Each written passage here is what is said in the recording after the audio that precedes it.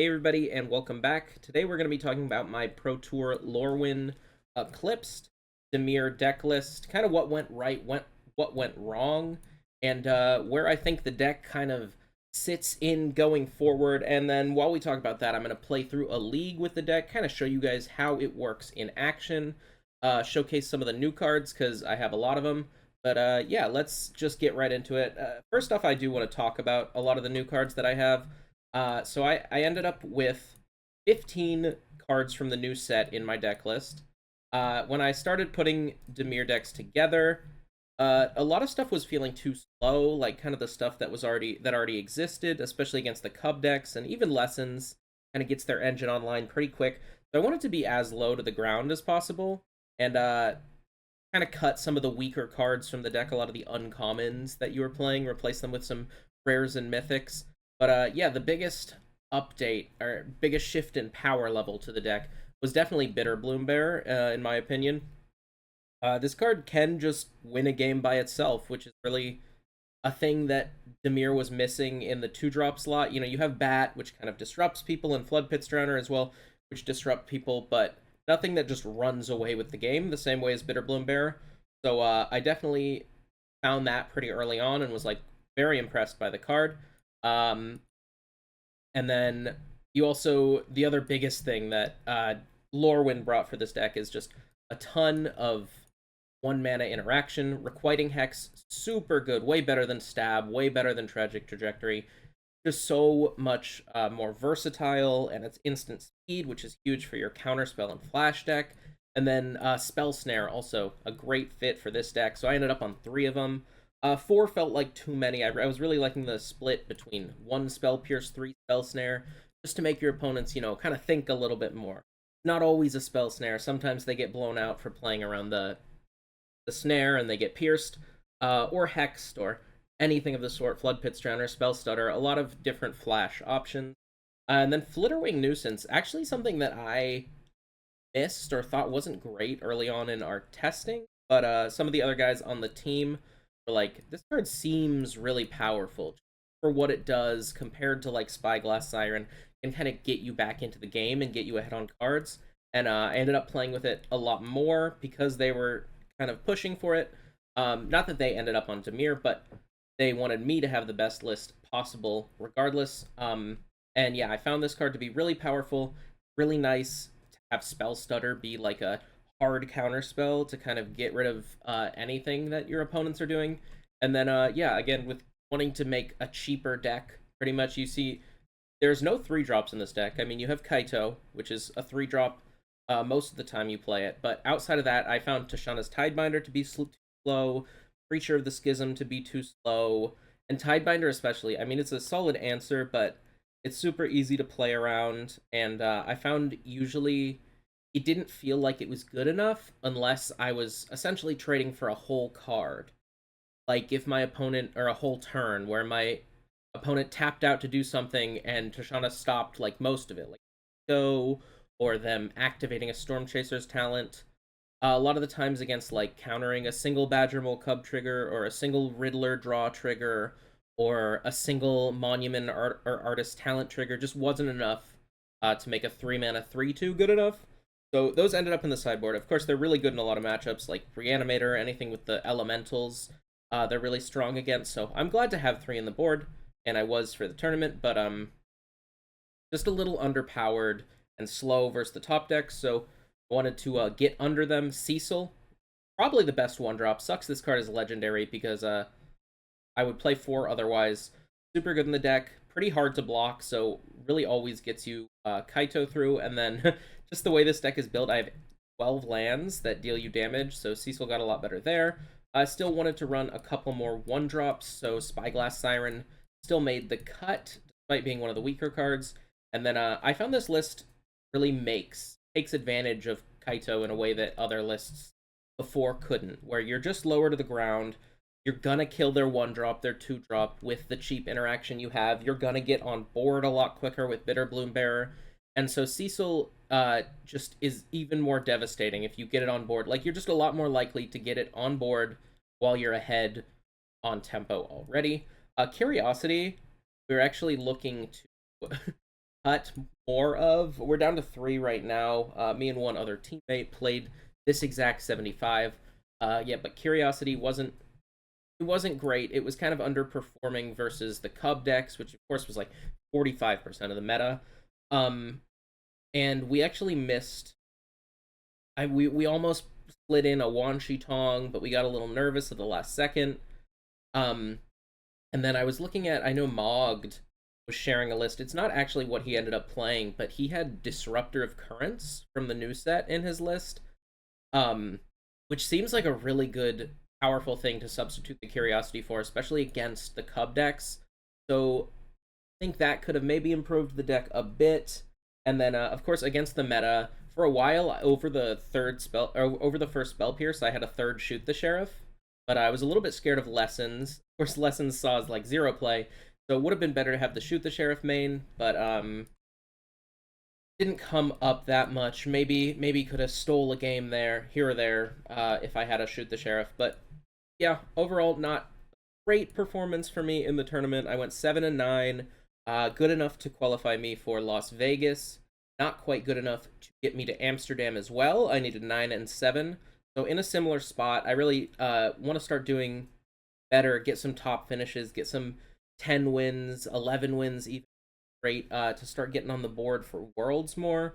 I don't have the free qualification for Worlds, didn't top 8 last time, so got to put in a lot of great performances to be able to get there this year. So that's the goal for this year, and the goal also might be to take a little break from Dimir Midrange. I've played this deck a lot, very comfortable on the deck, very good at the deck, but for the last couple events, it has seemed, even with all this new stuff, seemed a little bit underpowered. So, just to talk about that on the channel going forward, I want to do a lot more competitive content. I want to post a lot of tournaments that I'm doing, mostly online tournaments, and kind of walk you guys through that.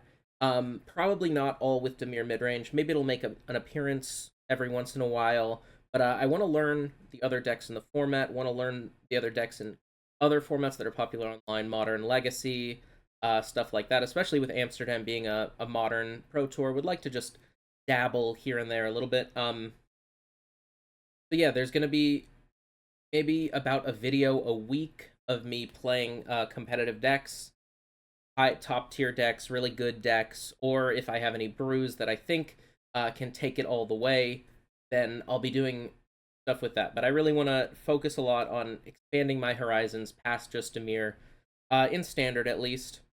The other thing is I really want this channel to be educational for people watching, help people get better at playing competitive magics, competitive decks, knowing how to sideboard with your deck.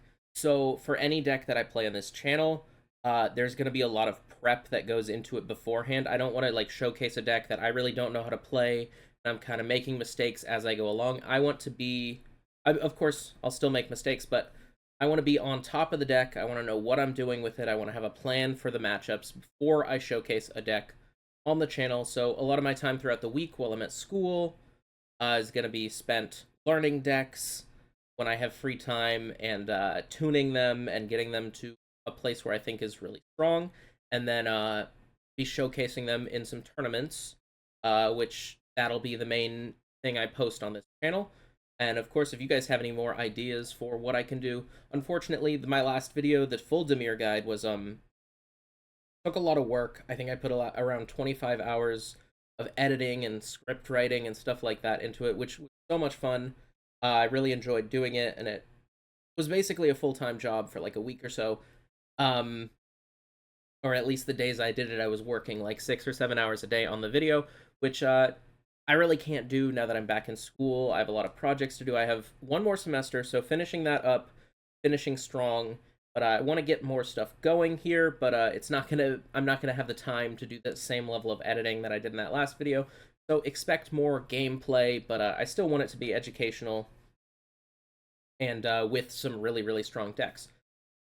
So yeah, that's what's gonna be happening on the channel moving forward. And then I know people have been asking me about some other cards that didn't make the cut for my list. I tried most of the cards from the new set in Dimir. I'll talk about some of the stuff I cut. Flood Pits Drowner, I only have two, as you'll see. It was feeling kind of weak overall, and I just wanted a lower curve, trying to find space for what to cut to make my curve lower. I was like, well, Flood Pits Drowner, it's good, but it's not as powerful as some of these other cards. Like Kaito, Bitter Bloombearer, Cecil are all like much just stronger. They have better text on them in general. So I went down a couple of those, and of course, I'm very happy to get the Deep Cavern Bat out of my deck. I tried it back in the deck for a little bit, but even against blue-green, it just didn't feel like enough. They're so good at out-top decking you that you don't really want to play this hand disruption game where you put them in a position where they can just draw one of their 12 Riddlers or whatever they're playing. Um, and yeah, the other cards I tried Lockmare, which just felt a little too slow. Like against blue-green, Cub, and the more aggressive decks, it felt a little slow to get going. Like you can't just tap out on two for a card that doesn't do a whole lot on two. And then against like Lessons and some of the other grindier decks that have a ton of removal, it just felt like it died too easily before doing anything. It wasn't a great 2-drop. And again, my whole thesis for this deck is lowering the curve. So when you want to play it on 4, not as helpful, and doesn't fit into the rest of the deck as well. I do think the card is powerful. Want to try it in some other places, but yeah, overall just didn't make the cut. And the last card is Sig. Tried Sig as a 2-drop. Kind of a similar issue. I don't know. It was pretty bad against removal, where if they kill the thing you target, just played a 2-mana 2/2. It is unblockable. It won a couple games with a couple maps on it, but overall, you just want your threats to have some sort of interaction on them or be cheaper, is kind of what I found. Faster, cheaper, or have interaction like Drowner, Bitter Bloombearer. I just found it weaker than Bitter Bloombearer mostly, so wanted to max out on that card. And yeah, talking about the meta going forward, I mean, anti-Cub decks really did a great job at shutting down the Cub decks at the Pro Tour, so I think it's possible that Dimir is actually in a much better place than it was before. Just because you do pretty well into like Excruciator, Elementals, the Boros Dragons deck. Those are all pretty good matchups for you, whereas Cub is kind of hard. It's not awful. Of course, you have like 4 Hex, you have Spell Snare, Shoot the Sheriff, and other removal spells. But yeah, the full Cub meta isn't really where you want to be if you're playing this deck. They just go over the top of you so easily, and Riddler is such a hard card to deal with. So yeah, this deck could be in a nice position now. I recommend everybody try it out if you're interested in Dimir. I think it's in a really good spot. I just want to kind of branch out for myself and do some other things.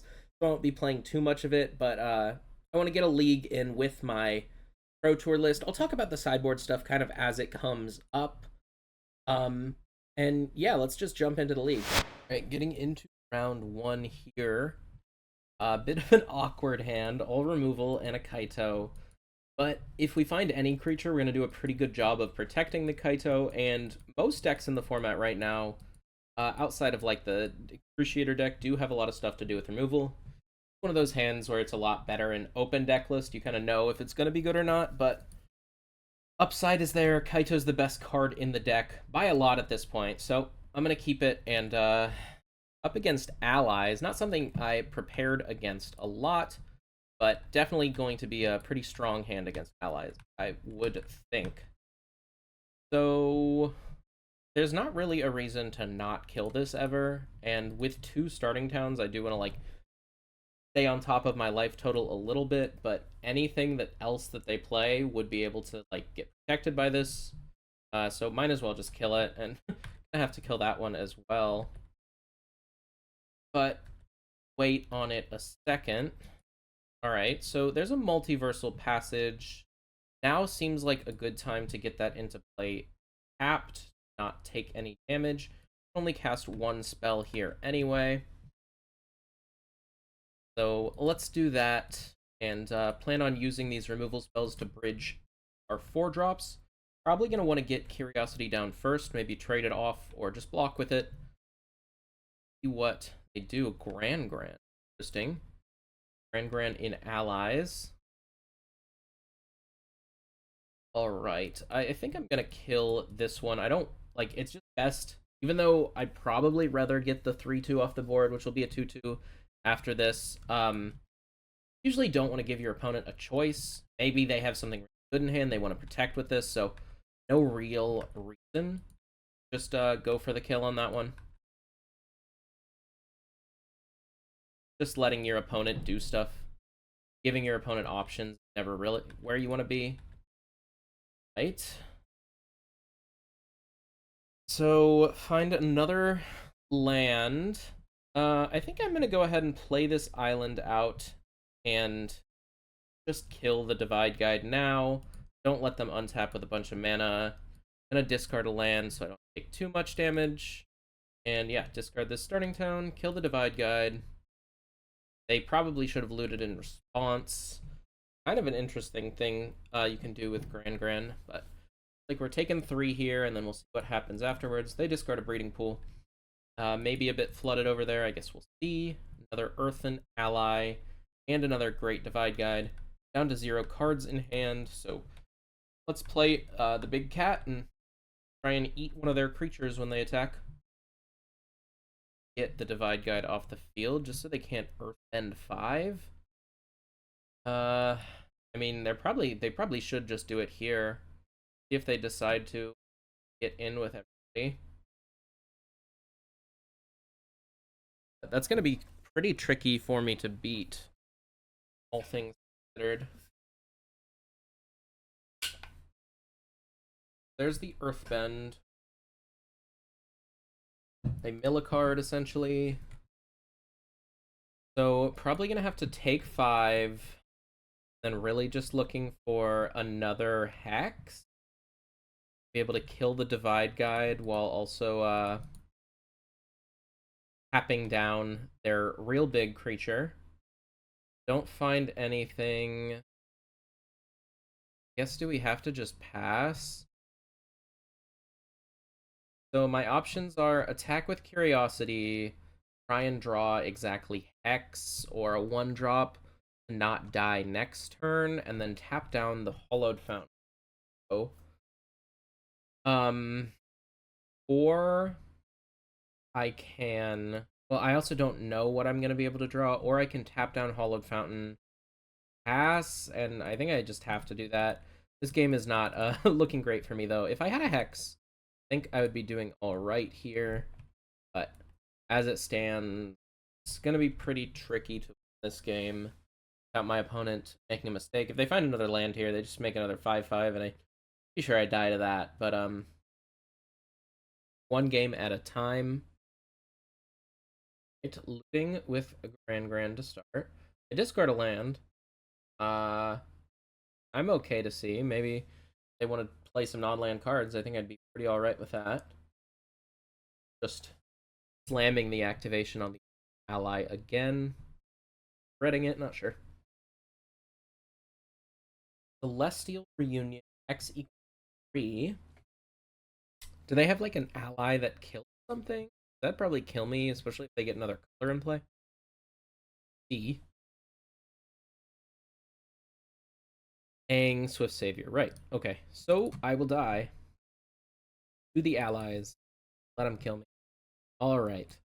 Yeah, so usually I want to be a little bit more aggressive. This is one where I don't really know how to sideboard.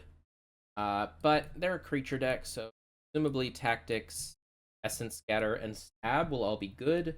Don't think Spell Pierce, even though they do have the one tutor thing, I don't think Spell Pierce is great here.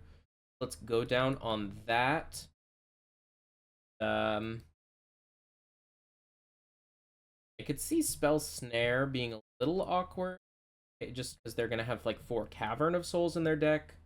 So if they do that, we just have dead cards in our hand. I guess Essence Scatter could have the same issue. I think I kind of want to be the aggressor and just like get a bitter in play and run away with the game that way. Curiosity as a blocker also seems pretty nice. But yeah, you'll notice here there's no Wraths in my sideboard. So kind of what I found when I was testing this deck is Wraths, even though they're really good against like the Cub deck and allies and stuff like that, they're pretty good against my deck too. Like Bitterbloom Bear is my best main deck card against Cub, pretty much. Outside of like a Hex and the cards you kind of need, Hex and Spell Snare. And so I was finding like just I didn't have a time to get this down, and so I was ending up not using my mana in the first 3 turns. Kind of switched over to a sideboard plan of just you're the aggressor, you know. And there's also the if they have Quantum Riddler, like you wrath their board, they Riddler you, they're up on cards still, they rebuild really quick, and you have nothing going on. You don't do a great job of going over the top of them. You kind of have to find a medium spot of getting under them while killing their stuff. So yeah, I found like Tactics, Disdainful Stroke, and Essence Scatter to be kind of better sideboard cards, as well as the fifth removal. But let's sideboard for this matchup. Spyglass Siren might be a little bit weak. Kind of just want to go all out with removal and stuff like that. And I think we've got one Spell Snare. Just don't want to get jammed up with a couple of those in hand against the Cavern of Souls deck. But take me a lot longer to actually figure out exactly how to board here. Now this is actually an interesting hand. I think I'm going to keep it. Maybe try and demonstrate how strong this Bitterbloom Bearer card is. But I kept a similar hand against Cub at the Pro Tour, which I think was a mistake. It was game 2 on the play, kind of how we are now. So maybe I should send it back. But I don't know. This is just a really, really powerful start. Maybe it's keep on 6, not on 7. We draw Kaito, we kind of can't lose. But yeah, just having this 1-2 curve can be enough to just like go get under them before they can really get stuff set up. You do kind of need one more interactive piece, so I think I should probably send it back. One of those hands where on 7, if you draw one more land, you just lose. Yeah, I'll not make the same mistake I made at the Pro Tour, but worth noting, I do like hands that are similar to that. All right, this one's definitely going to be a key. Showcasing some of the awkward stuff happens that if you don't have a dual land on turn 1, you can't play your turn 1 blue card into your turn 2 Bitterbloom Bearer with like Island into Swamp. So I think what I'm gonna do is definitely gonna want 1, 2, and 3 as my lands. So I'll put back the Multiversal Passage and just gonna play the Flitterwing on 1, try and get some value out of the Spell Snare on 2, and go from there. Be nice to draw a black 1-drop, the Hex or Cecil. Kind of my best cards here. It leads on the Earth Kingdom Protectors again. There's Starting Town. This would have been really nice to have on 1. We'll just play it now, and I think I'll get in. Bitterbloom Bearer is going to do a nice job at making things that this Protectors is going to have to trade with. But yeah, I would... Maybe this is a mistake, and getting ultra punished for it with Cavern on Ally. Wish I just had gone Bitterbloom Bear on 2, but yeah, Bitterbloom Bear is really, really powerful, but of course you run into this problem a lot of the time, like, just can't cast your spells on time, and you can kind of get overwhelmed due to that. There's Watery Grave. I'm being taunted with all these dual lands. And let's get in again. But yeah, it kind of feels like opponent has stolen this play back from me by completely nullifying my turn 2 play. One of the reasons I wanted to cut the Spell Snare. Maybe they still play something that could get got by it. We'll see. In white, yeah, I think we're just gonna get run over here. Bitterbloom Bearer does a great job of getting you on board, but they're just doing everything. This matchup one where a Wrath would be pretty nice. Let's play our cards. Tap. Draw, lose a life, all that good or not so good stuff, depends on the task. And I'm going to play this Watery Grave tapped.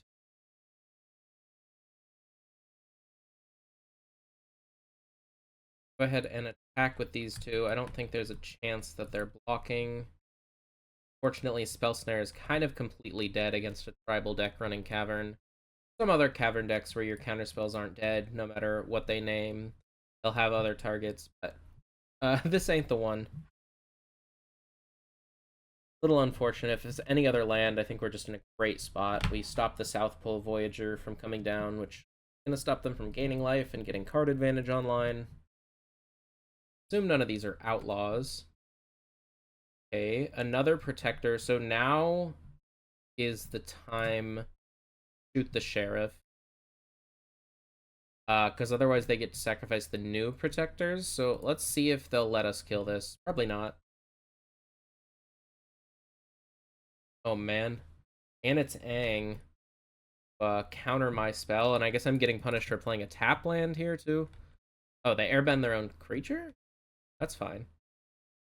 No, they airbend my spell. Okay, that's what I thought. Pretty dead here. Pretty dead with not a lot I can do. Gonna have to chump the big old 4/3 with this. Still end up taking 8.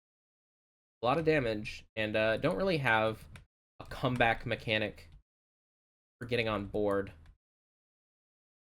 So, lose another life, and draw another land, and pretty safe to call it here. GG, allies. Let's get into the next one. 2 on the play this. And another 5 land. This one I think is a little better. At least we have some amount of interaction. Although I do think that Cecil into Bitterbloom Bearer hand last game maybe could have run away with it. Really depends on what I draw, but this time I'm going to keep it. And yeah, try and run away with the game with the Bitterbloom Bear. Start on the swamp. What our opponent is getting up to this game. Fence. Okay. That's not great. Gonna mean quite a bit of removal. Go ahead and play out a swamp. Honestly, this should have been a starting town here. Playing a little too quick. Just want to get that down. Don't care much about the life loss, most likely. And yeah, don't want to play into spells, especially when it's kind of my only for strong threat. Go for a Spyglass Siren. Get this in play. See if they want to use spell on that one. Pass it back. Play it nice and slow. Don't mind playing a longer game with this deck most of the time. Right. Up against Lesson. Matchup that definitely got better. With Spell Snare, especially. And Hex is pretty solid still against the Grand draws. Or Storm Chasers.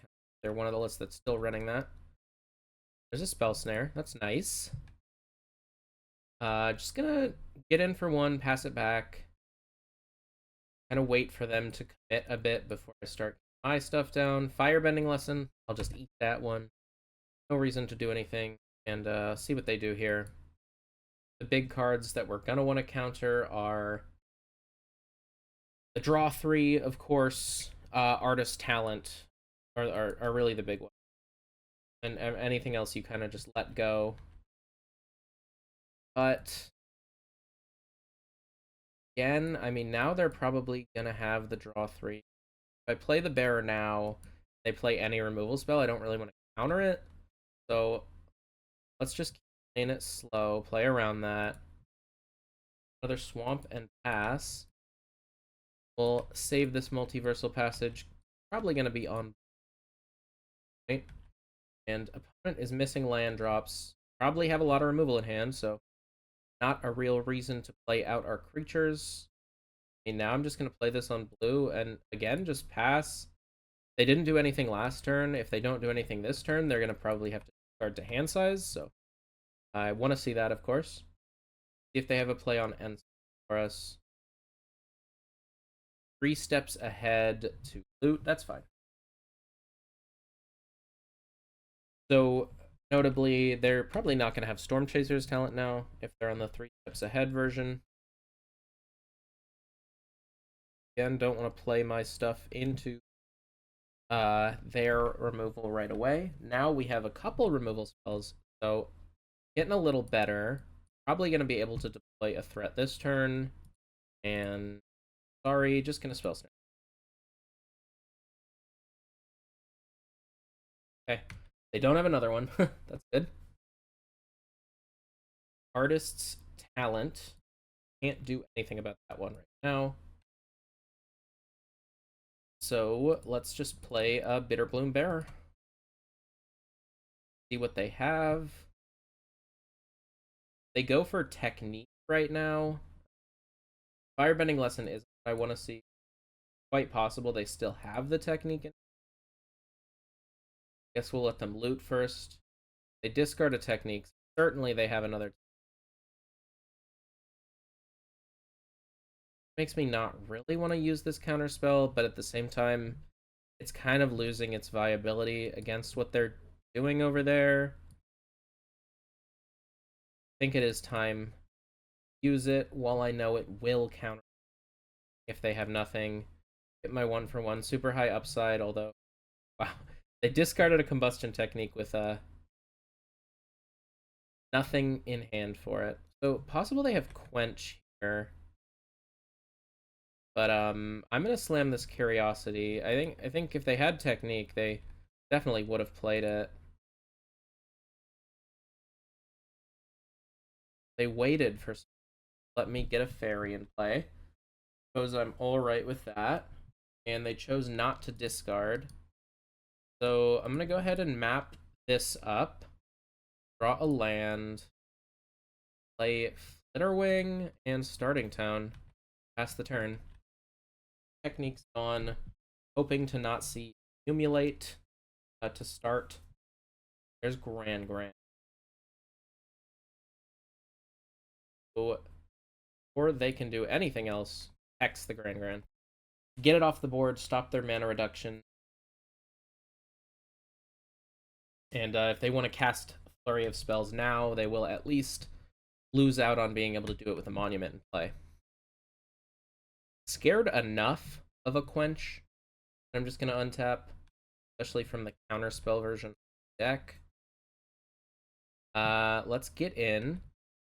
I think we can try and bait out a counterspell. Or we get the Curiosity. We still have 6 mana. Let's see if they want to kill something. Taunts, like especially with a technique. Nice. Got that out of hand. Or the 4th technique. No techniques left in their deck. Draw a card. And it will Curiosity. Here. Have to be a little bit wary of life totals. Not the most. Kaito is a nice one. Unfortunately, not going to be able to get it down this turn, but we'll be looking pretty good next turn. They really have to get their engine going quickly. A second monument, very fast. Looks like a level up on talent. Okay. That's step 2, and there's another monument. Also scary, and we really don't have good ways to get this stuff off the board. This is where Tidebinder would be alright, but usually, even with Tidebinder, it's a little late at this point. Firebending Lesson there. That'll let them draw 2. Or sorry, just draw 1 and make a treasure. But it's possible we just run them over here. They definitely have to start chaining spells together pretty quickly. Let's begin by attacking. I mean, we know that they're close to being out of removal. 3 Firebending Lesson. That will hopefully come in handy at some point, gaining some life. Does Kaito uptick matter? Mention me. Trying to think of a reason why it would. 2 treasures. I guess they're gonna counter Kaito here. That's pretty annoying. Right. He's still here. And then they still get to draw their cards. So hard to stop Lessons. If they didn't have this second monument right away, I think we'd be in pretty good shape. with all of the combustion techniques gone. But play out Cecil. Gonna be kind of hard to kill. Pass the turn. Kind of hope they flood out here. Grand's a good sign. Another monument, not a great. Kill Grand now. But I mean, 2 more spells and we just die. So pretty unlikely to be able to win this game. Things do get a bit better post board, of course. And yeah, this hand ended up not working out super well against them. You'll see the number of spells cast on each sides is pretty uneven. Pyros, okay, we can scoop it up now. Yeah, I don't want to sit there while they take treasure tokens when they could just deal me 9 damage. Alright, so cards I like here are Unagi, Annul, Duress, and Soul Guide Lantern. Again, don't love Sidebinder against them. Cards I like to take out are Blood Pit's Drowner. Don't love Flitterwing as well. They just have so much removal. It really just dies immediately. Other 1-drops are better. Spyglass gets a map, and Cecil lives through the firebending lessons. And then I like to trim a few removal spells. It really depends on what they have. If they have Riddlers in the board, I like to go down Bitter Triumphs. If they have Rawls in the board, I like to go down Shoot the Sheriff. I guess we don't know, so for now we'll just trim one of each. These 6 for these 6. And click submit. Right, on the play again. Not getting the best hands to showcase this deck for you. Sorry. Just how crumbles. Mulligan. Solid 6-card hand. Didn't else. Definitely putting back a land here. And really just the passage. Triple black seems unlikely. Of course, going to go for the Watery Grave here in case we draw Bitterbloom Bearer. Top. When it starts with Agna Kela. Card that for these decks I'm pretty high on. I think might as well use my mana here a little bit. If I top deck a couple 4s in a row, I'm going to have stuff with it.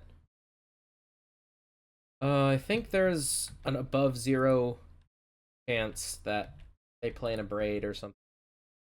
They would play in a Braid if I played a tap land. So I think it's worth to just hold this up, represent Spell Snare. Not going to pop the Soul Guide. It almost always has a lot of value. Let that go. Pretty unlikely that they have Firebending Lesson in their hand, so I guess we can remove that from the possibilities.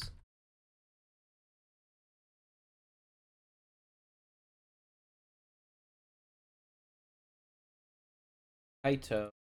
We've seen a lot of counter spells, so I don't think I want to just spam Kaito here.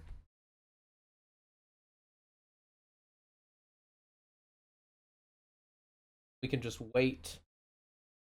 I'd love to find a time to get Nagi down, though. We draw land. They tap out for Agna Kela. Be a pretty good spot. I wish this was a Spell Snare. See what we can. Just a Bitterbloom Bearer. I mean, no way they don't have Quench. I think it's just not. I'm not allowed to go for the Kaito here, as much as I'd like to get it into play. Post board, they also have a lot more ways for it. Okay, they go level up talent and just pass, so no land is good here. Let's go for this and try and get some pressure going. I think it's pretty likely to get killed. Well, maybe not even. No, pretty sure they didn't have the firebending lesson.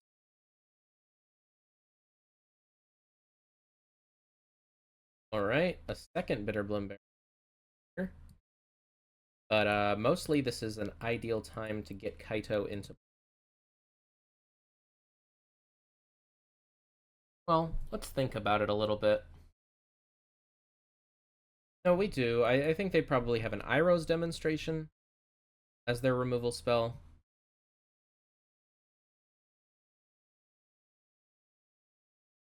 Let's do this, and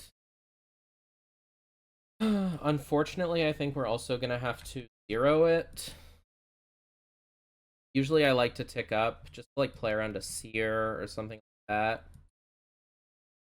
But we really need to find lands. Go ahead and do that. And pass it back. Up this Hex now. Gran.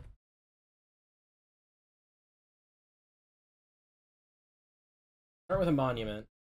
So that's pretty scary. Not really what including. They're just getting their engine online. Kind of faster than we can do anything. Just the threat of the counter spells was pretty strong, but one's definitely not over unless they Seer right now. Yeah, this is why I like to plus the Kaito. Would kind of make this play a non-issue. But they had it. Not a lot I can do about it. Or even discarding a land, which basically they have more, so they're no longer missing land drops. And this one getting away pretty quick now. Probably not a lot we can do. They're just going to activate this monument 3 times a turn. Discarding a Riddler. I don't really have the pressure to stop them. So, stop. Draw for turn.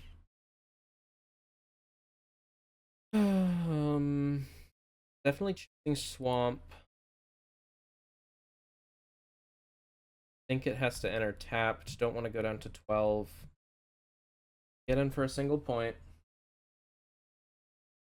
Accumulate. Discard that. Draw a card. I mean, they definitely have the Quench, but there's just nothing I can do.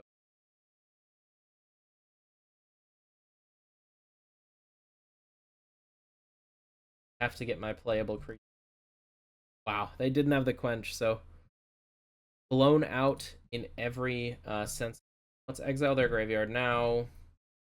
They might accumulate again. I guess not. Okay. They draw a card, we draw 2. So, not as bad of a spot here now. Abandon. And can they still get 3 lessons in it? 1. Make a treasure.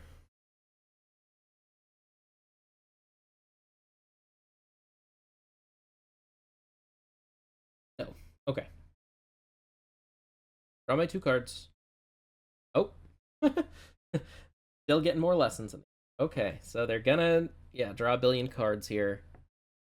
And probably dead. Think we will unfortunately die before we can. Just losing the race to this monument now. It's a 2-turn clock as it stands. There's no way I can kill them for my next untap step. And second monument is just going to be it. Don't want to sit around and waste everybody's time here while they make treasure tokens instead of killing me. So let's move along.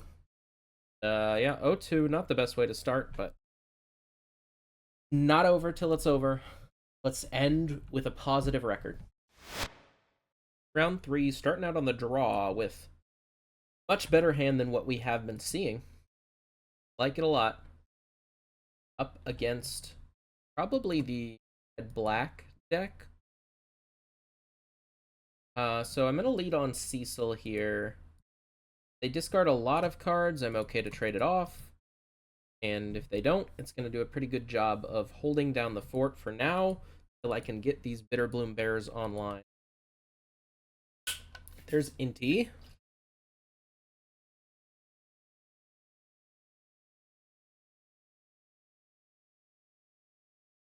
A Bloodghast. Yes, yes. And yeah, I'm just gonna block. I don't want that heat.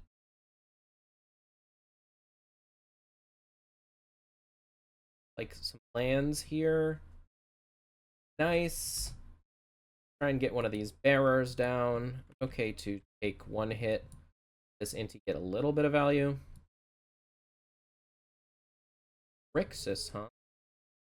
Bloodghast comes back. That's get brickwalled by my Bitterbloom Bearer, though. If I can get it down. Monument. Well, that changes things. That changes things for sure. Let's just make it so they can't discard and start taking advantage of that. And Kaito, or next turn probably. Gonna choose Island here. Make sure I have double blue for the Curiosity. And get some of these fairies down. Will I trade with a Bloodghast? Probably not, though. Might have to.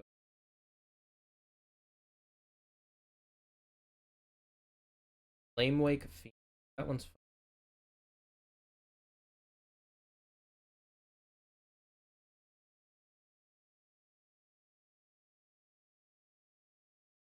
I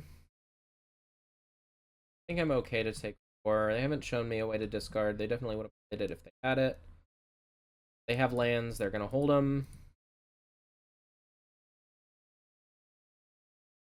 Bear down and try and prevent as much damage that we're taking possible. Although, with the land here, I'm just going to slam this and try to run away with the game as fast as possible.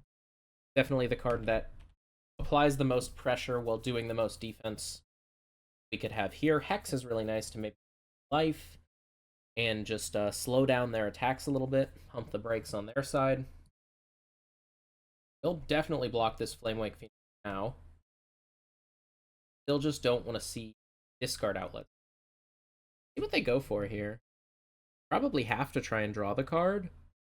Yeah, that's what we see. Don't want to see the Bloodthorn Flail. Don't want to Iron Shield Elf. There's Hex. Kill my Bearer. Starting town to get back the Bloodghast. That's fine. I think I'm still going to block. Just want to save life. I don't think there's any way I lose this game outside of, like, by getting grinded out, really.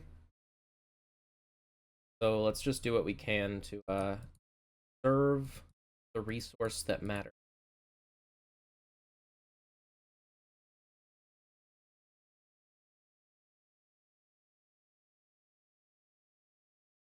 No blocks, of course. Just not. Just get this Kaido into play. Kill them 7. And tap down the Flamewake Phoenix. Chalk in a Watery Grave. Play the Cecil out. And try and kill them next.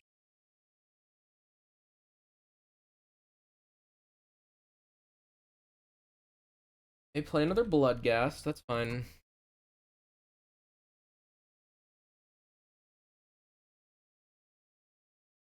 Both at Kaito.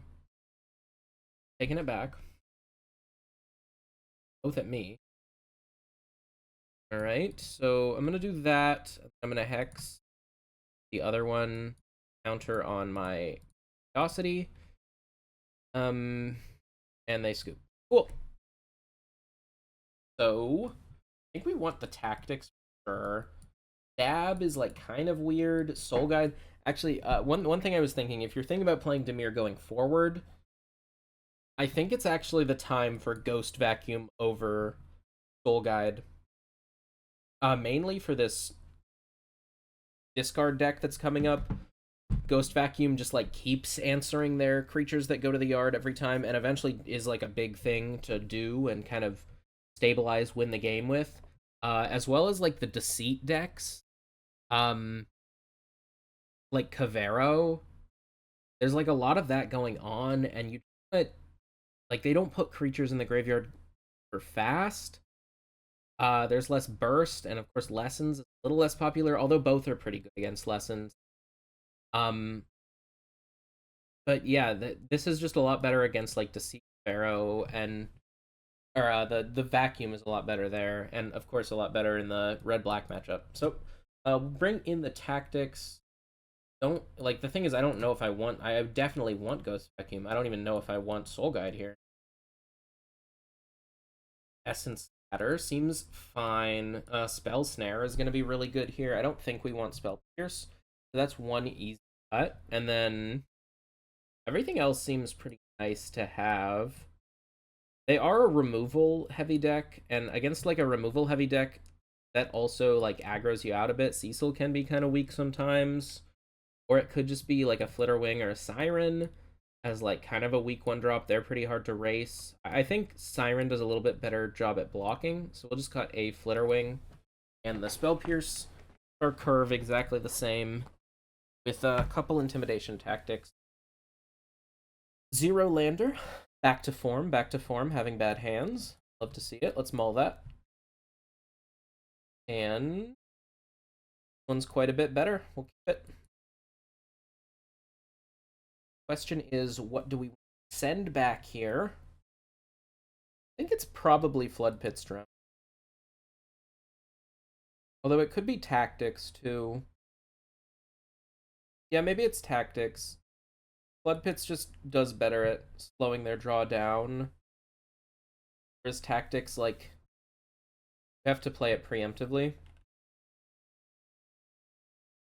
There's that. Another Hex is quite nice. Swamp. It would have been nice to have triple 1-drop with another Hex.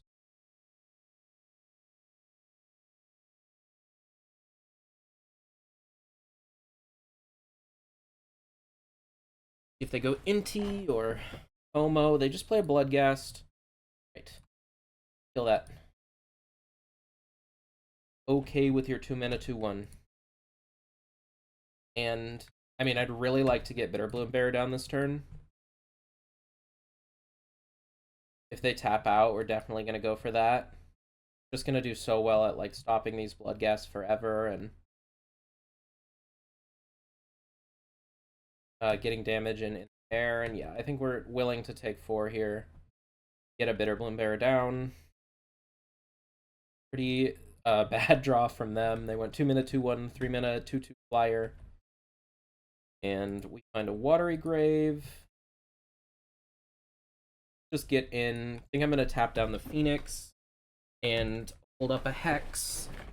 Probably try and gain 2 life with it, although I'm not sure the best way for that to work out, how it's gonna be. Yeah, let's Flood Pits Drowner. Tap down Flame Wake Phoenix.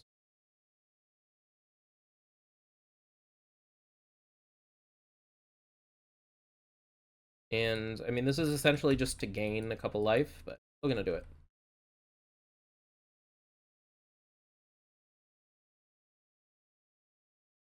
Monument. Oh, and they don't have a land. Alright, so we lose a life. But we're gonna get in. And yeah, I guess again, just hope they don't have a discard outlet. I think I'm gonna draw a card this time.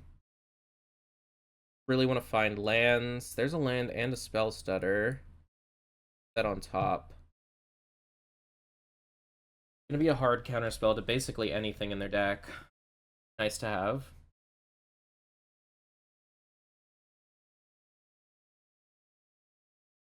Rotting Mako cycle. That's fine. Yeah, and when they don't have repeatable, they can't like as aggressively do the lose 3 stuff.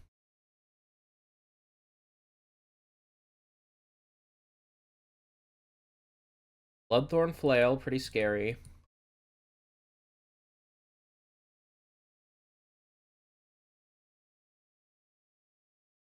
But the nice thing about Bloodthorn Flail is that it's only on their turn, so they can't do 2 of those a turn cycle. A land probably tapped, untapped. So presumably have something in hand to do well. Get 2 Bloodghast back. And Hex that. So let's kill one of these now. They're really trying to kill the Kaito. Fortunately, that's not going to work out for them.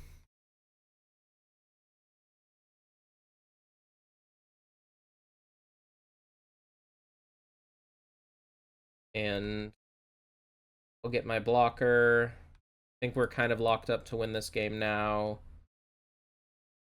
Do that. Well, I don't think we want to play a Siren even. Just attack with our turn 2 or 2-turn block. And tap something down. Play a counter spell. They can heal me 3, but that's as good as they're going to do here.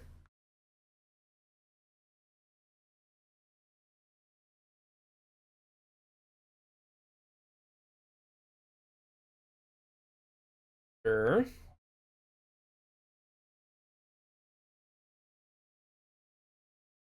We'll counter Riddler. That one would have actually been pretty scary. See if we get a concession, because they do know about the Flood Pits Drowner. Glad I kept the spell stutter on top. Good play by me. And we win the match. Right, 1 and 2, not great, but an important thing as a competitive player is, as long as you're live for something, you're live. Keep playing, stay strong. I had one of my teammates start 1 and 4, needed 10 and 6 for the requalification, and he got there. He was X and 5 at the end of the second draft. Only 1 loss to give in constructed, and only gave 1 loss. Got there in the end, so never want to quit.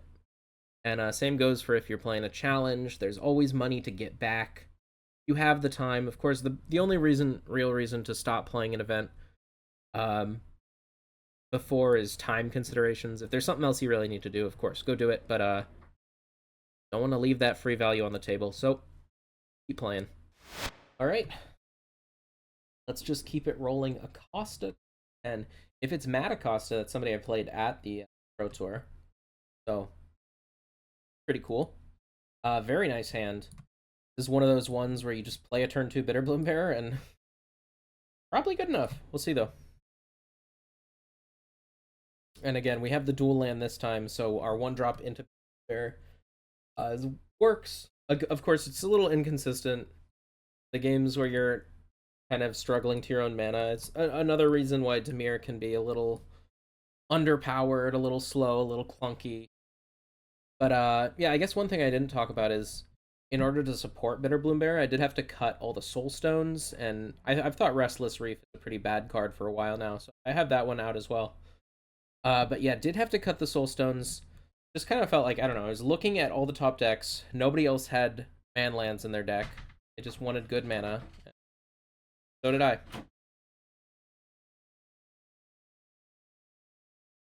Got a cat breaking into the now. Alright. Tapped Overgrown Tomb. A good start for me. Yeah. Reason I'm not playing Restless Reef. Tap lands. It feels pretty nice in standard right now. Play a 1-drop and your opponent plays a tap land. Pretty hard to lose. And looking better for me by the second. Already found 3rd land. Gonna have a couple options next turn. And play a Kaito, try to run away with the game that way. They play something I really want to kill, I can Hex and hold up Spell Stutter. And cat trying to get out of the room now. The cat made it out of the room successfully. Now, I didn't have a ton of resources the last time I had a Bitterbloom Bearer. My opponent held up mana, I decided not to do anything. But this time, I already have a turn 3 play. Forcing them to tap out essentially lets me resolve this Kaito for free. Just getting killed somehow, some way. It's a Harvester. This is some kind of Rreanimator deck. Play the Watery Grave for now. And now a lot of the time I do like to tick up Kaito here, but against like a Rreanimator deck, if they're going to have Awaken the Honored Dead, something like that, a lot of the time you just want to draw a card. Just to continue getting pressure. We don't need more Hex. I will take another 1-drop. Gonna let me have a pretty nice turn. Next turn of going 1-drop, 1-drop, hold up Spell Stutter. Just an Overlord, so we know there's nothing in hand now to kind of deal with our Kaido. So feeling pretty good now. They choose to get nothing back. Okay. I mean, I already have a counter spell, so I'm just going to tick up, try and kill as fast as possible. Get in with Kaido. 4. Play Cecil. Flitterwing. Hold up Spell Stutter. Fully a mana leak here, which is pretty nice. See if they have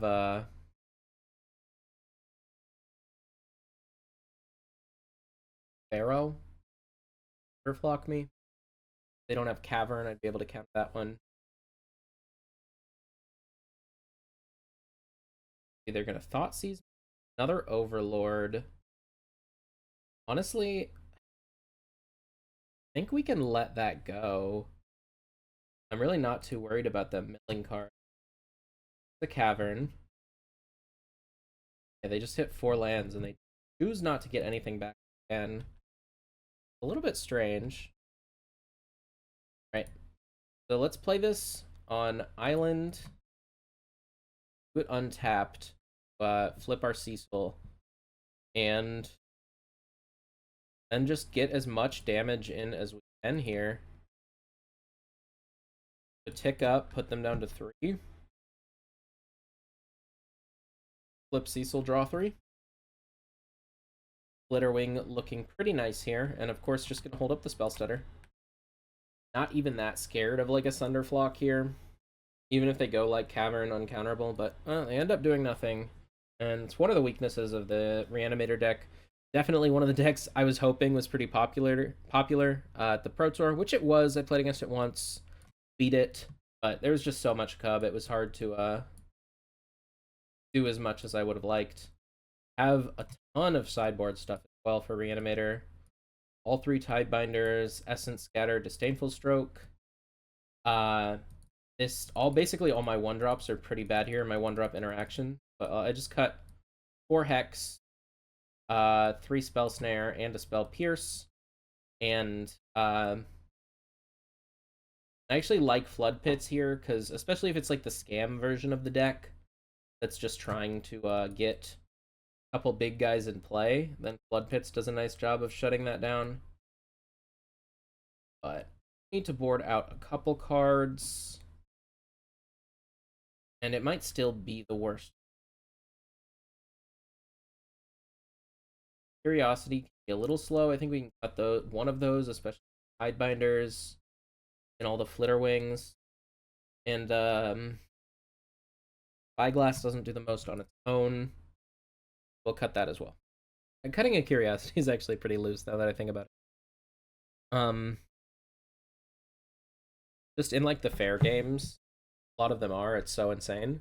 Can't really die, so probably a mistake, but alas, I will keep this hand. 2 Kaidos is 1 too many, but we have Tactics. 1, or am I getting duressed or something? The Tactics my Tidebinder is the only option. I will Tactics them back here. Let's see what we. Flitterwing is a nice. But I do want to Tactics first. Flitterwing gonna mostly just be something to get Cecil into play. Okay. Have 2 Deceits and a Cavero. So I can't really take them off of what I want to take them off of. I think I want to just take Cavero, and Flitterwing does a lot here. Cavero's the scariest card against event Kaito resolving. We're getting Thoughtseize here.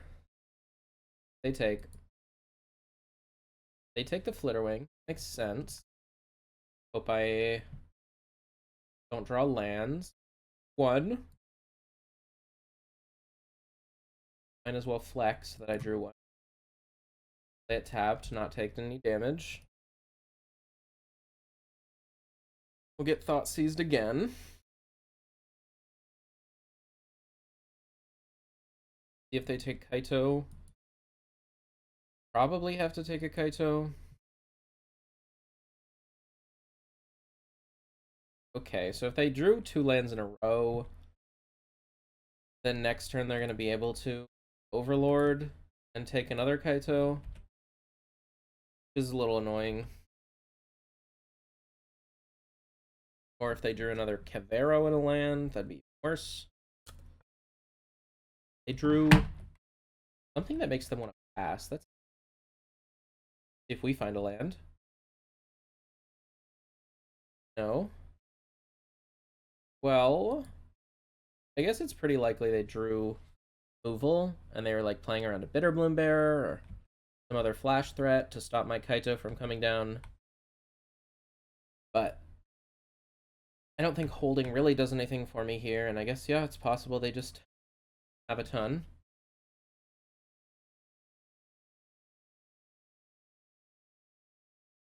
This is the third one? Third Deceit, okay. Another matchup I'd prefer to have the Ghost Vacuum. I still think it's kind of likely they have a Hex. That had to be their draw. There's no way. I don't have a lot of counterplay to that. Hope they can draw a card from. I'd get to. Good.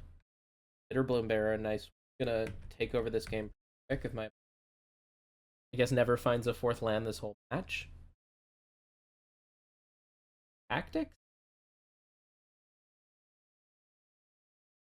Okay, that's kind of scary. Because Cavero would do a number on me here. But, like, they're just overlording. See what they get back. Either a Wistfulness or a Deceit. Get a Deceit. So I guess we're getting Thought Seized.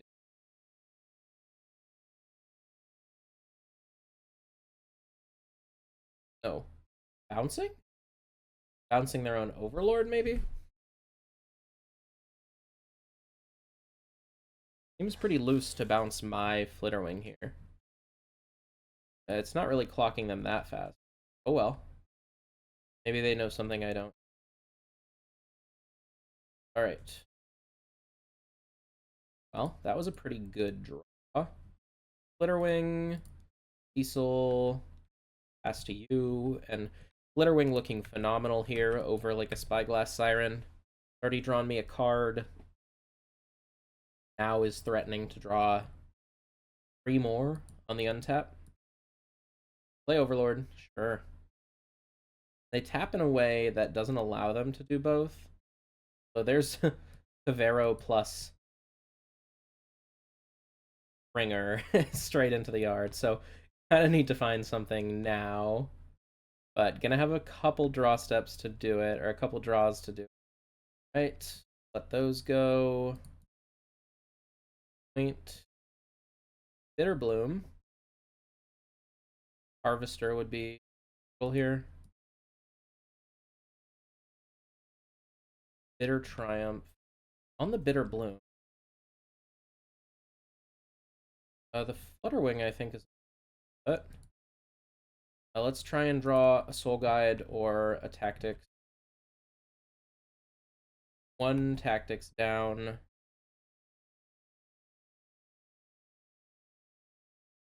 Stroke plus land would be? No land.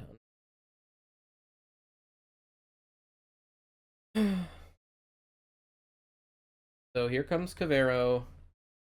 Get a whole bunch of stuff back. Back these triggers correctly. Not. Okay, that's good for me.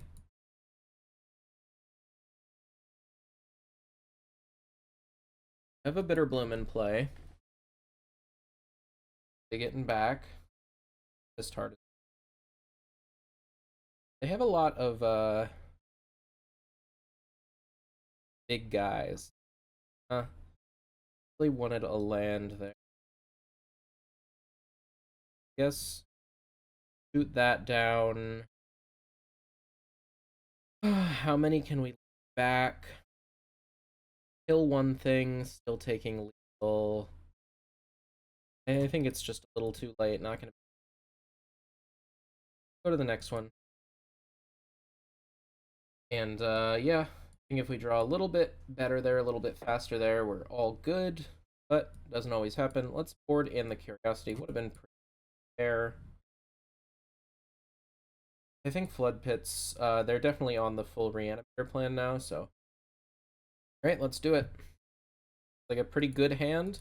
Don't necessarily have the interaction, but I think that's okay a lot of the time. Have Kaito to try and dig me into it, and if they have a slower hand that doesn't have like exact big reanimation turn, then pretty good here. I'm gonna lead on Cecil and just try and get as much damage in early as I can. Then even if they do end up playing a big reanimation spell, hopefully gonna be able to do enough damage, but they end up just killing Cecil. We'll pass it back to them, see what they do. Land, probably nothing. I mean, it's possible they just have like looting, so I'm gonna run this out for the upside. They kill it, they kill it. Like they're killing it.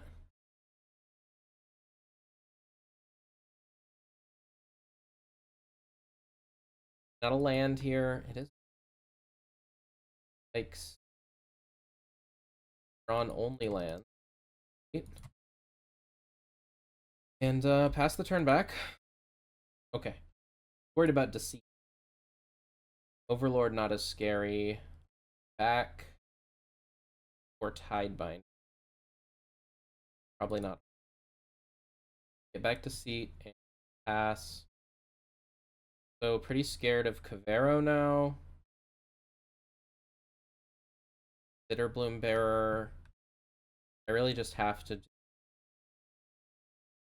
Kaito and hope they don't have land Cavero, or hope I can find responses. I mean, those are both gonna be good the next couple. I have to keep them and just they don't have it right now. But if they do, I probably die. Have to be their last remain. Okay, starting on blue blue is they discard the draw two. They discard the and another Overlord. See if they play a land here. Still no land. Wow. And we get to keep Kaito in play. Pretty nice. Okay. So let's get in, and I actually think we're gonna remove the counter to draw two. Try and draw as many cards, have as many different pieces of interaction available. So let's surveil to draw. Don't want either of those. Swamp. Full Guide is quite a bit better than the next best thing. Let's do that and win the match with the Soul Guide on the stack. So very good matchup. Was closer than I would have liked, but that's just how Magic goes. And I guess it didn't look that close from their side. So yeah, let's try and get that 3-2. Stay positive and keep a positive record. Right, back on the play. Do it. And they're definitely going to be shocking this Watery Grave, which is a reason that I like to do it before playing the starting town. Like, if we know we're going to shock, there's a chance we play it tapped the next turn, then might want to lead on the starting town and maybe take a little less damage. But yeah, the way this hand is lining up, we definitely want to start with the Watery Grave. That, we need to find another land. One of the spots, Spyglass Siren, is better than Flitterwing. If you're deciding which one you want to play still, I think Flitterwing is better overall, but the map token, it does a lot better at smoothing your draws, making sure it lands on time.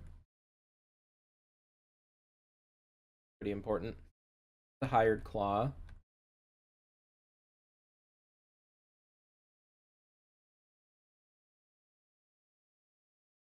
I think here I actually... Okay, so my options here are play a Flitterwing, pass, hold up Hex and Spell Snare. I could just pass, hold up Flood Pits, Hex, and Spell Snare. Or I could crack a map here. If I hit a land, great. I should have done this before combat, but if I hit a land, great. If not, I can threaten to block this, and then if they try to get in, I can just Hex. And if they don't attack and just 2-drop, I can just Spell Snare it. I think that's actually going to be the best play here. Just to make sure, like, again, I really want to just hit land drops here. I think I'll do really well if I can. Okay, so there's the land drop. We'll just pass back. Should have gotten in. Should have cracked the map pre-combat if that was going to be my play. It kind of slowed down my thinking as soon as that happened.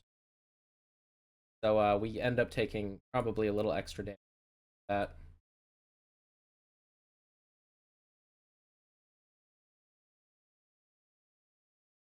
Play the Burnout Bastronaut. And definitely just Tired Claw now.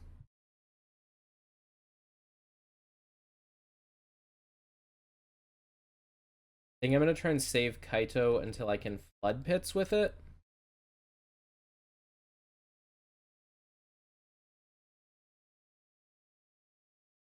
Because buying back Flood Pits is so huge.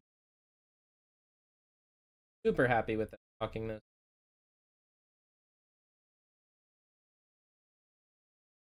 It does tell me they're a little scared of Kaito.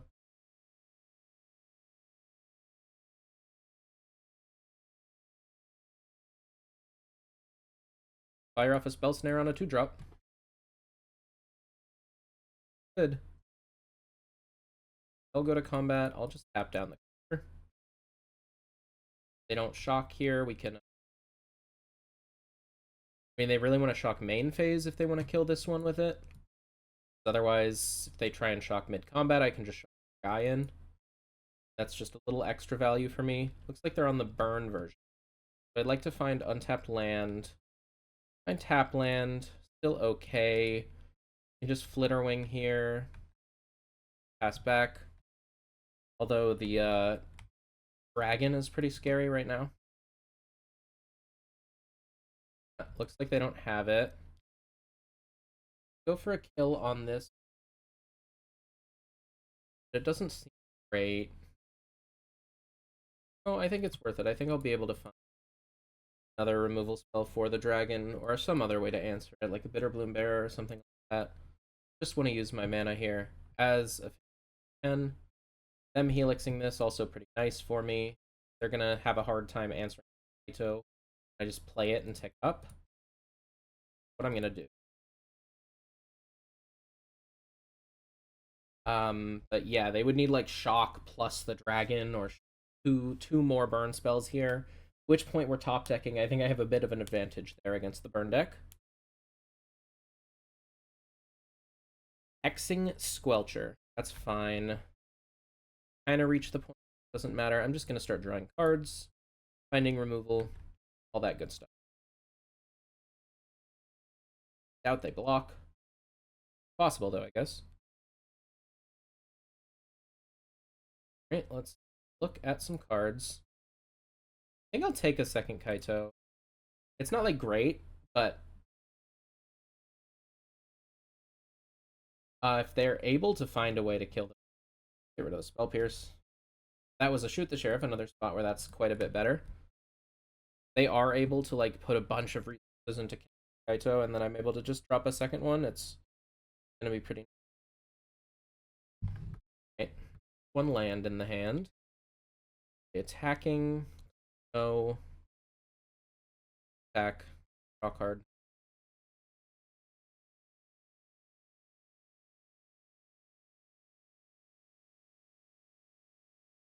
Take a hex.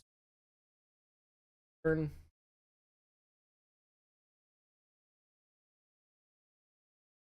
Maybe next turn we'll start Kaitoing our Kaito, but this one feels pretty over.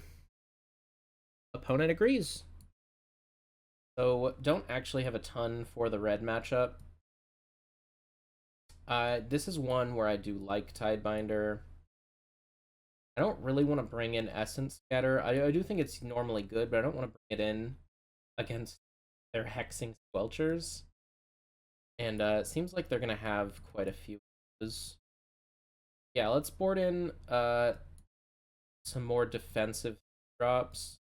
I think we do want to get rid of a couple of these Bitter Bloom Bearers. We want to get rid of Bell Pierce as well. And trim a couple Kaitos, not go down all of them, but go down a couple and cut another Bitter Bloom Bearer. You don't want to get caught with a couple Kaitos in hand. Definitely one of the matchups, Curiosity is better. I actually considered playing multiple Preacher. I didn't really know what to do with the last couple slots in my board. Just in case I get paired into mono red, then I have some really good stuff to do against them. But I was talked out of it by my fellow Dimir mate. Is a hired claw. I don't think holding up Spell Snare here is going to be great. I would kind of like to do it with Cecil, though.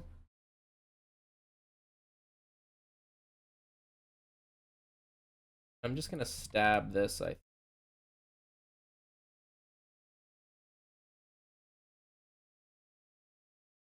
Play the Slick Shot. That's fine.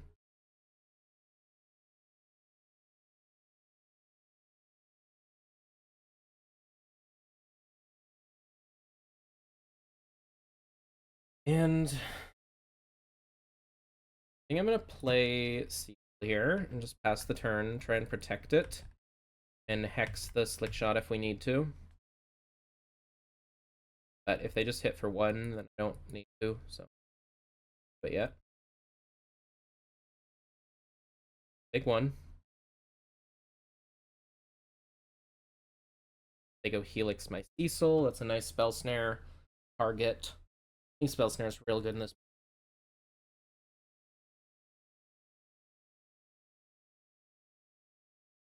To go for, so let's count that. Okay to take 3 here.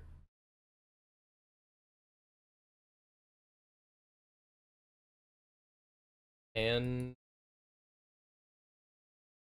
flip this.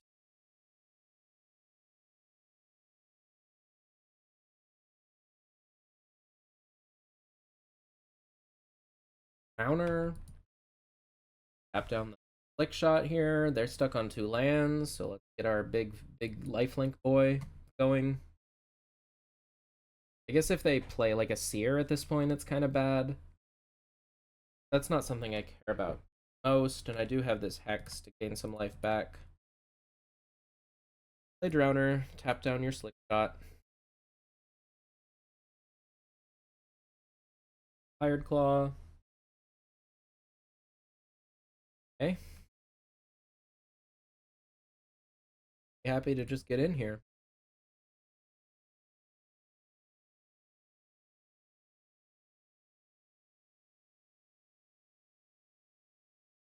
Cool. Gain our life back. Go.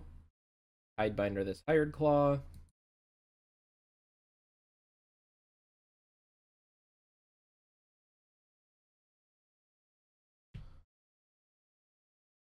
See if they would have Boros charmed me. Alright with that?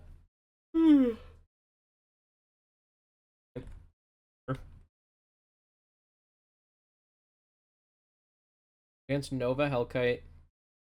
Hurt Flame. It's actually gonna get to kill this and their spell. No adventure. Attack, I Tidebinder. Oof. Ah, you gonna do it? Kind of a lose-lose here for them. Okay. So, Tidebinder, gonna untap, hit them for 7. See if they even want to keep playing now. Almost clicked through it, but nope. That's the match, and yeah, start 0-2, end up 3-2. But yeah. I mean, if you're interested in playing Dimir, this is a really good list, really strong list. Utilizing a lot of the new cards, so I'd recommend this as a starting point, and then change some stuff around depending on your metagame.